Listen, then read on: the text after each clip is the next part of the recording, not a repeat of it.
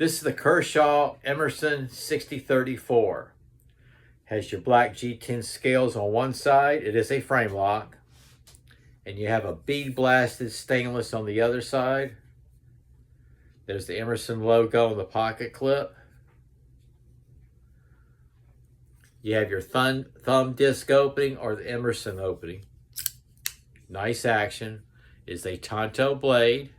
I don't know if you can see it, but the lower here is bead blasted and the top is satin. There's your thumb disc.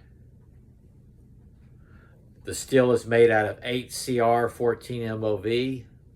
There's your Emerson logo. Just a fantastic knife. This is the Kershaw Emerson 6034.